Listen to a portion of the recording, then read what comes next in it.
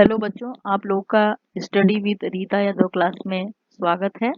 बच्चों, आज हम लोग गृह विज्ञान विषय के अंतर्गत गृह सज्जा या घर की सजावट के बारे में पढ़ेंगे। इस पाठ को हमने दो पार्ट में डिवाइड किया है। इन दोनों पार्ट को आप लोग ध्यान से देखिएगा और कमेंट बॉक्स में जो भी समझ में ना आए पूछिएगा। तो आइए बच्चों, हम सबसे पहले हम लोग जान लें कि घर की सजावट से तात्पर्य क्या है। बच्चों, गृह सज्जा का परिवार के लिए विशेष महत्व होता है।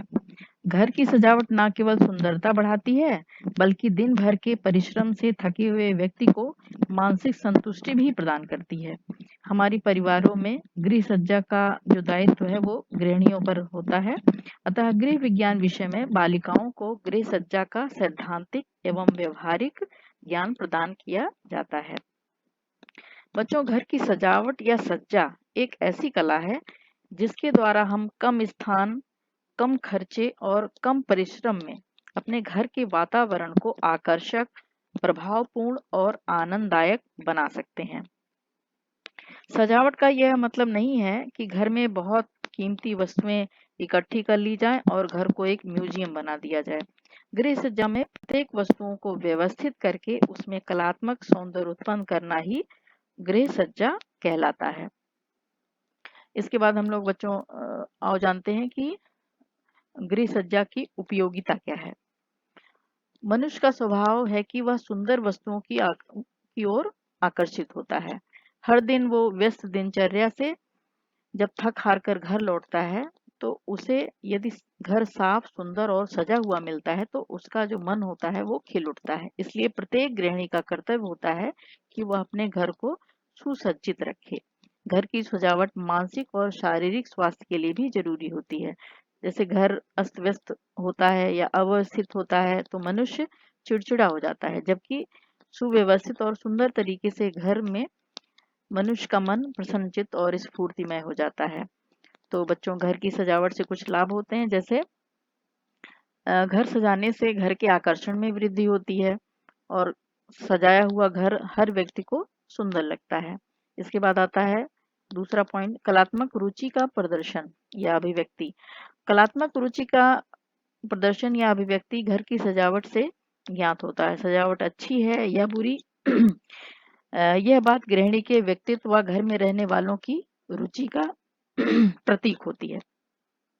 इसके बाद आता है बच्चों, सुख एवं संतोष की प्राप्ति। अगर व्यक्ति का घर सजा हुआ और सुंदर होता है तो उसे अनंत सुख की प्राप्ति होती है और उसे संतोष भी मिलता है। इसके बाद आता है स्वास्थ्य लाभ में सहायक। बच्चों, यदि घर सजा हुआ होता है तो कोई रोग नहीं फैलता है, व्यक्ति स्वस्थ रहता है और स्वास्थ्य के लिए घर की स्वच्छता आवश्यक होती है। यदि घर में गंदे व धूल भरे वातावरण होते हैं तो विभिन्न रोग हो जाते हैं। अतः व्यवस्थित और सजे हुए घर में हम अनेक रोगों से बचे रह सकते हैं और व्यक्ति का शारीरिक स्वास्थ्य के साथ साथ मानसिक स्वास्थ्य भी ठीक रहता है। इसके बाद आता है बच्चों, वस्तुओं की सुरक्षा। सजावट में सभी वस्तुओं को साफ सुथरा व सुंदर ढंग से रखा जाता है तथा उन्हें टूट फूट से बचाकर रखा जा सकता है। फर्नीचर को यदि हम सुरक्षित रखते हैं तो उन पर कवर बिछा देते हैं, इससे फर्नीचर सुरक्षित रहता है। इसी तरह जो वस्तुएं जहाँ पर रखी जाती हैं उनको यदि अच्छे तरीके से रखते हैं तो उनकी टूट फूट नहीं होती है। इसके बाद आता है समय एवं श्रम की बचत। बच्चों, इसमें जैसा ऊपर बताया गया है कि गृह सज्जा और व्यवस्था में बहुत संबंध होता है। यदि कोई वस्तु सजी हुई है तो वह व्यवस्थित होगी, यानी वह अपने उचित स्थान पर होगी, उसको ढूंढने में परेशानी का सामना नहीं करना पड़ेगा और इससे कार्य करने में आसानी और सुविधा होगी, जिससे समय और श्रम की बचत होगी। इसके बाद आता है बच्चों, सामाजिक प्रतिष्ठा में वृद्धि। घर जब सजा हुआ होता है तो उससे हमारी सामाजिक प्रतिष्ठा में वृद्धि होती है, क्योंकि जो व्यक्ति हमारे घर आता है, यदि हमारा घर सजा हुआ होता है, हर चीज अपने स्थान पर रहती है, तो जो आगंतुक होते हैं वो कहते हैं कि फला व्यक्ति का घर बहुत ही ज्यादा सुंदर और सजा हुआ था। और इसके विपरीत यदि घर जो है गंदा रहता है, हर चीजें अस्त व्यस्त रहती हैं, तो लोग जाकर बात करते हैं कि फलां व्यक्ति के घर गए थे, उनका घर बहुत ही ज्यादा फैला हुआ और गंदा था, वहां के घर के लोग पता नहीं कैसे हैं, कितना गंदा घर रखते हैं। तो इसके बाद आता है बच्चों सजावट करते समय ध्यान देने योग्य बातें। बच्चों में सजावट जब हम करने चलते हैं तो उस समय हमें अनेक बातों का ध्यान रखना चाहिए। अगर हम इन बिंदुओं का ध्यान रखेंगे तो हमारी जो सजावट है वो बहुत अच्छे तरीके से हो सकेगी और उसमें समय, श्रम, इन चीजों की भी बचत हो सकेगी। तो इसके अंतर्गत सबसे पहला पॉइंट है आर्थिक क्षमता का ज्ञान। बच्चों में अपने घर को सजाने के लिए बहुत ज़्यादा महंगी वस्तुओं को रखने की ज़रूरत नहीं है। हमारे घर की जो आर्थिक स्थिति है उसी के हिसाब से हम अपने घर को सजा सकते हैं। जैसे हमारे घर में सोफा नहीं है तो उसके स्थान पर हम कुर्सियां रख सकते हैं और तखत जो है उसको रख सकते हैं, और भी जो घर में उपलब्ध चीजें हैं उसी से हम सजावट कर सकते हैं। जरूरी नहीं कि हमारे पास बहुत महंगी चीजें हों तभी हम अपने घर को सजाएं। इसके बाद आता है कला के मौलिक सिद्धांतों का पालन। बच्चों इसमें क्या होता है कि कला के जो सिद्धांत हैं, आगे हम सिद्धांत के बारे में चर्चा करेंगे, लेकिन इससे पहले हम आप लोग को बता दें कि कला के सिद्धांत के अंतर्गत जैसे अनुपात है, अनुरूपता है, संतुलन है, लय है, दबाव है, इन सब चीजों का ध्यान में रखते हुए अपने घर को हमें सजाना चाहिए और उसी के नियमों के तहत हमें हर चीज को अपने स्थान पर सजाना चाहिए। इसके बाद आता है सजावट की शैली का ध्यान। बच्चों घर को सजाने से पहले हमें उसकी विभिन्न शैलियों का ध्यान रखना चाहिए। जैसे हम अगर देसी शैली में घर सजा रहे हैं तो उसके लिए देसी शैली के नियम का पालन करना चाहिए। अगर विदेशी में सजा रहे हैं तो विदेशी शैली का जो नियम है उसका पालन करना चाहिए। इसके बाद है चौथा पॉइंट सजावट की सामग्री का विवेकपूर्ण क्रय। यदि हम अपने घर को सजाने के लिए किसी भी सजावटी सामान को खरीद रहे हैं तो उसका विवेकपूर्ण यानी समझदारी से कोई भी चीज खरीदनी चाहिए। घर में ढेर सारी चीजें लाकर घर को अजायब घर नहीं बनाना चाहिए और जो चीजें जरूरी हैं उन्हीं चीजों को हमें अपने घर में लाना चाहिए। जैसे हमें फर्नीचर की आवश्यकता है तो हम फर्नीचर मजबूत लाएं, टिकाऊ लाएं। ये नहीं कि वो देखने में सुंदर हो उसको खरीद लाए और कुछ दिनों बाद वो टूट फूट के बेकार हो गया। इसके बाद आता है बच्चों पांचवा सजावट की सामग्री का उचित चुनाव। और हमें सजावट की ऐसी सामग्री का चुनाव करना चाहिए जो अच्छी हो, सस्ती हो और टिकाऊ हो। इसके बाद आता है छठा पॉइंट व्यवस्था का क्रम। हमें अपने घर में कोई भी चीज व्यवस्थित रूप से रखनी चाहिए जो देखने में आंखों को अच्छी लगे। ऐसा ना हो कि वो देखने में ऑड लग रहा हो और वहां पर उस चीज की जरूरत नहीं हो, उस चीज को हमने वहां पर रखा हुआ, तो इस तरह से गृह सज्जा नहीं करना चाहिए। इसके बाद आता है बच्चों गृह सज्जा के कलात्मक सिद्धांत। गृह सज्जा के प्रमुख मूलभूत सिद्धांत हैं। इसमें बच्चों पहला पॉइंट आता है अनुरूपता। बच्चों किसी वस्तु या विचारों के चुनाव तथा उन्हें सुव्यवस्थित रूप देकर उनमें आपस में समानता लाना अनुरूपता कहलाता है। जब किसी कमरे की जो सजावट होती है उसकी जो सामग्री है उसमें आपस में समानता दिखाई देती है तभी अनुरूपता का आभास होता है। यदि सज्जा सामग्रियों में आपस में समानता नहीं दिखाई देती है तो वहां पर अनुरूपता का आभास नहीं होता है। और अनुरूपता जो होता है वो तीन प्रकार से उत्पन्न किया जा सकता है, जैसे रेखा, रंग, आकार या बनावट।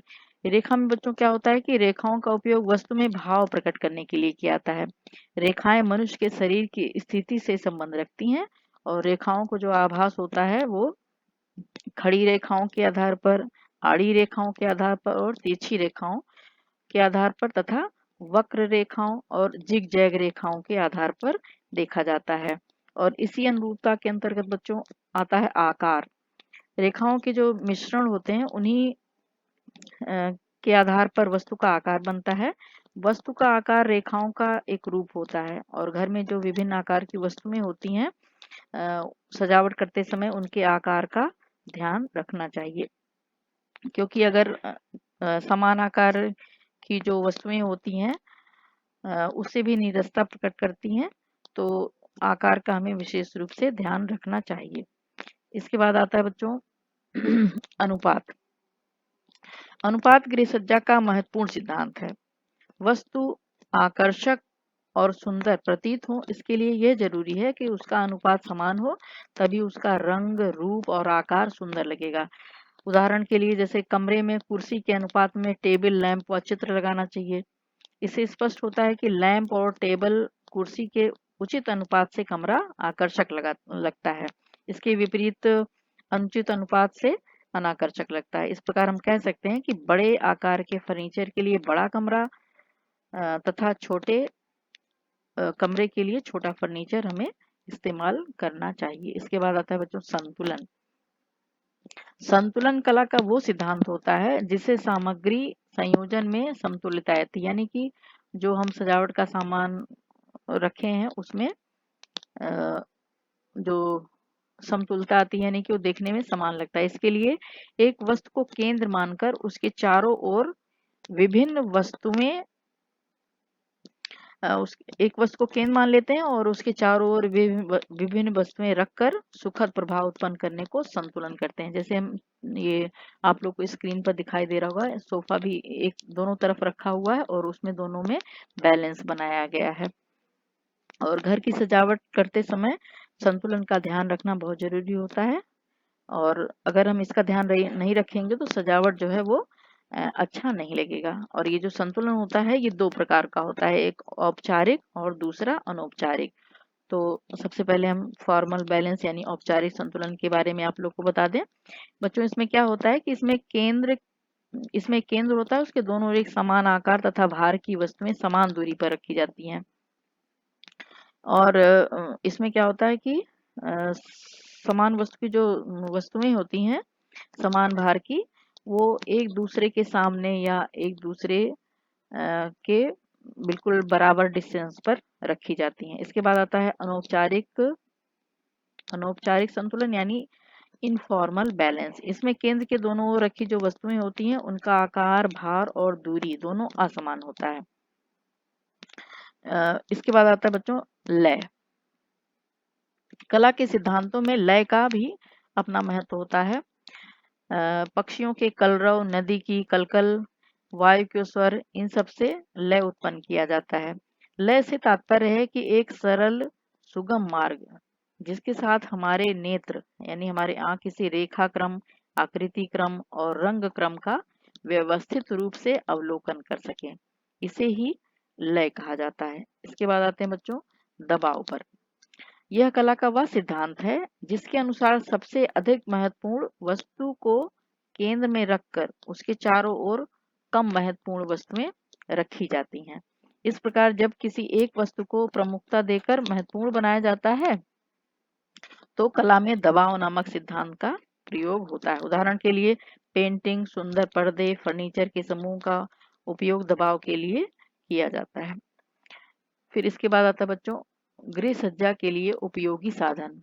घर तो हम सजाते हैं लेकिन उसके लिए हमें कुछ साधनों की जरूरत पड़ती है, और ये साधन जो है फर्नीचर है, पर्दे हैं, दरी, कालीन, चित्र और मूर्तियां, पुष्प। तो सबसे पहले आइए बच्चों हम लोग फर्नीचर के बारे में जान लें।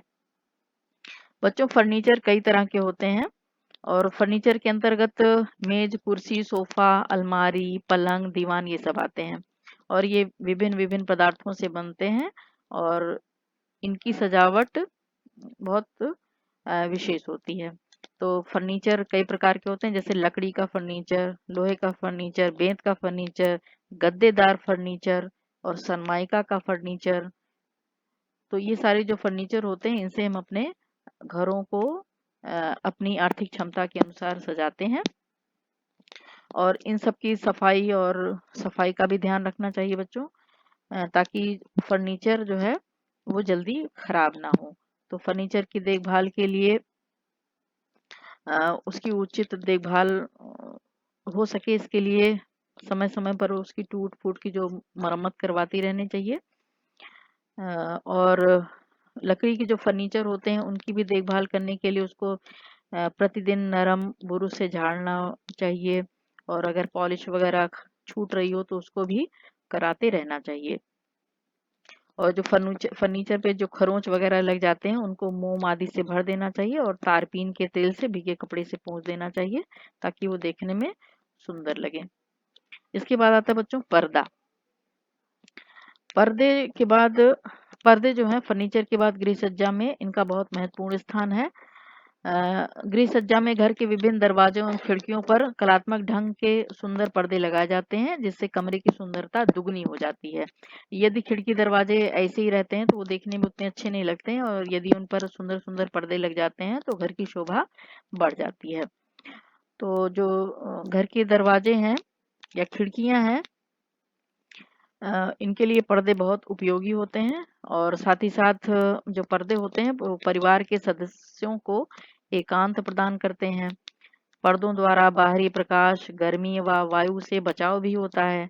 पर्दे खिड़की दरवाजों के गुण और दोष को छिपाते भी हैं और इन घर को सजाने में तो सहायक होते ही होते हैं। तो बच्चों, पर्दों के चुनाव में हमें कुछ बातों का ध्यान रखना चाहिए। जैसे पर्दा का कपड़ा जो होता है वो अच्छा होना चाहिए और उत्तम कोटि का होना चाहिए, क्योंकि पर्दे रोज रोज बदले नहीं जा सकते हैं, इसलिए इनका जो कपड़ा है वो मजबूत होना चाहिए, टिकाऊ होना चाहिए। और कपड़ा खरीदते समय हमें अपने बजट का भी ध्यान रखना चाहिए। और पर्दे का चुनाव करते समय हमें कमरे के दरवाजे के रंग, फर्नीचर, इन सब का ध्यान में रखना चाहिए ताकि सजाने में आसानी हो। और कमरे का आकार भी ध्यान में रखना चाहिए। यदि कमरा बड़ा है तो बड़े आकार का डिजाइन लेना चाहिए। यदि कमरा छोटा है तो छोटे छोटे आकार का डिजाइन वाला पर्दा लेना चाहिए। और इसी तरह खिड़की और दरवाजे के आकार का भी ध्यान रखना चाहिए। कपड़े का चुनाव करते समय जो संबंधित कपड़े हैं उनको खिड़की या दरवाजे के सामने फैलाकर थोड़ी दूर से देखना चाहिए कि ये अच्छा लग रहा है कि नहीं लग रहा है। अगर अच्छा लग रहा हो तभी इसको खरीदना चाहिए। और पर्दे के लिए कपड़ा खरीदते समय इस बात का भी ध्यान रखना चाहिए कि उसकी धुलाई करने में सुविधा हो। रेशम के जो कपड़े होते हैं उनकी धुलाई घर में नहीं की जा सकती, उसके लिए ड्राई क्लीनिंग की जरूरत होती है। अतः उसी कपड़े का चयन करना चाहिए जिसको हम घर में आसानी से धो सकें। और सिकुड़न का भी ध्यान रखना चाहिए, क्योंकि सूती कपड़े जो होते हैं वो सिकुड़ जाते हैं। तो ऐसे कपड़ों के जो पर्दे अगर बनाए जाते हैं तो वो सिकुड़ जाते हैं और ऊंचे उठ जाते हैं तो वो देखने में भद्दे लगते हैं। अतः पर्दा बनाते समय हमें ज्यादा कपड़ा लेना चाहिए और नीचे से डबल मोड़ का तुरपन कर लेना चाहिए ताकि आवश्यकता पड़ने पर उनको खोला जा सके। और कपड़े का जो रंग है वो टिकाऊ हो, मजबूत हो। कपड़े का रंग टिकाऊ हो और कपड़ा जो है मजबूत हो। और पर्दे की देखभाल भी हमें समय समय पर करते रहना चाहिए। इसके बाद आता है बच्चों दरी एवं कालीन। गृह सज्जा सिर्फ पर्दे लगाकर ही नहीं पूरी हो जाती है, इसके लिए फर्श की सज्जा भी बहुत जरूरी होती है। फर्श की सज्जा के लिए फ्लोर कवरिंग यानी बिछावन की जरूरत होती है। और ये जो है जो बिछावन होते हैं यानी दरी कालीन जो होती है वो फर्श की जो बिछावन होती है वो उसको हम कई तरीके से पूरा कर सकते हैं, जैसे दरी, कालीन, गलीचा, प्लास्टिक के बिछावन, जूट की चटाई, ये सब फर्श के ऊपर हम बिछा सकते हैं। तो फर्श के बिछावन की जो उपयोगिता होती है वो कई तरह की होती है। जैसे रहन सहन का स्तर उससे पता चलता है, घर के वातावरण को शांत बनाता है, ठंड से बचाव करता है, बच्चों को सुरक्षा प्रदान करता है और गृह सज्जा में काफी योगदान देता है। क्योंकि फर्श के बिछावन या गृह सज्जा में ये अपना आकर्षक योगदान देते हैं। छोटे कमरे में पूरा एक कालीन बिछाना चाहिए, परंतु बड़ी कमरे में दो या दो से अधिक कालीन को हम बिछा सकते हैं, क्योंकि ये कमरे का आकर्षण और उपयोगिता बढ़ाते हैं। इसके साथ ही साथ गृह सज्जा के कुछ अन्य साधन भी होते हैं, जैसे सजावटी वस्तुएं हो जाती हैं, प्रकाश उपकरण हो जाते हैं और कुछ मनोरंजन की वस्तुएं हो जाती हैं, पुस्तकें और पत्रिकाएं हो जाती हैं, चित्र और मूर्तियां वगैरह भी हम गृह सज्जा में उपयोग कर सकते हैं। इसके बाद आता है बच्चों पुष्प। गृह सज्जा में पुष्प का बहुत ही विशेष स्थान होता है। हमारे जीवन में इसका महत्व पुराने युग से ही चला आ रहा है। पुष्प दैहिक, मानसिक, सामाजिक और नैतिक प्रभाव मानव पर छोड़ते हैं और सौंदर्य की दृष्टि से पुष्प का महत्व आदिकाल से ही है। ईश्वर की पूजा, घर व बाहर की सज्जा में पुष्प का बहुत ही ज्यादा महत्व है। तो पुष्प के बाद आते हैं बच्चों हम लोग घर के विभिन्न कमरों की सजावट। तो इसके अंतर्गत सबसे पहले आता है बैठक या ड्राइंग रूम। तो इसका पहले आशय हम लोग जान लें। बच्चों, प्रत्येक व्यक्ति के घर पर किसी न किसी प्रयोजन से समय समय पर कुछ लोग मिलने के लिए अवश्य आया करते हैं। इनमें से कुछ व्यक्तियों के साथ तो घनिष्ठ मित्रता के संबंध होते हैं तथा कुछ के साथ केवल औपचारिक संबंध ही होते हैं। औपचारिक संबंध वाले व्यक्तियों को हम हर समय अपने शयन कक्ष में या भोजन के कमरे में नहीं बैठा सकते। तो स्पष्ट है कि इस प्रकार के आगंतुकों के स्वागत एवं बैठाने के लिए एक कमरा अलग से होना चाहिए। इसी कमरे को बैठक या ड्राइंग रूम कहते हैं। तो इससे क्या होता है बच्चों की, अगर ड्राइंग रूम होता है तो इससे प्राइवेसी बनी रहती है, बाहर से आने वाले व्यक्ति को बाहर से विदा कर दिया जाता है और घर में प्रवेश नहीं होता है। बैठक को अच्छी तरह से सुसज्जित किया जाता है जिसका आने वाले पर अच्छा प्रभाव पड़ता है। इसकी सज्जा से घर वालों की सभ्यता, संस्कृति और जीवन स्तर का भी पता चलता है। अतः पूरे ड्राइंग रूम को सबसे अधिक सजाया जा सकता है। और इसकी जो सजावट करते हैं इसको दो तरीके से करते हैं, देशी शैली में और विदेशी शैली में और मिश्रित शैली में भी इस सजावट को किया जाता है। तो सबसे पहले हम लोग इसकी देशी शैली जान लें।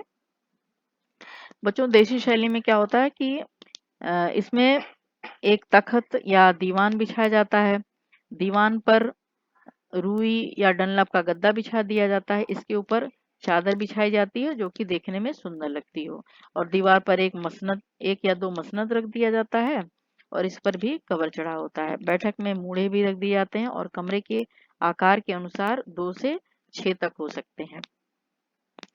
और केंद्र में एक छोटी सी मेज होती है जिस पर फूलदान वगैरह होता है और कमरे में चित्र, लैंप, टीवी आदि की भी व्यवस्था होती है। इसके बाद आता है विदेशी शैली। बच्चों, इसमें होता है कि आजकल अधिकांश घरों में इसी शैली का प्रचलन होता है। इसमें एक सोफा रखा रहता है। यदि कमरा बड़ा हो तो 2 सोफे रखे जा सकते हैं। सोफा कपड़े या रैक्सीन का भी हो सकता है। सोफे पर गद्दियां लगाई जा सकती हैं और सोफे पर आवश्यकता अनुसार कवर भी चढ़ा जाता है। केंद्र में क्या होता है, एक सेंटर टेबल होती है। मेज कांच या सनमाइका की होती है। कुछ साइड टेबल भी रख दिए जाते हैं जिनकी संख्या 2 या 4 हो सकती है। फर्श पर दरी या कालीन हो जाता है।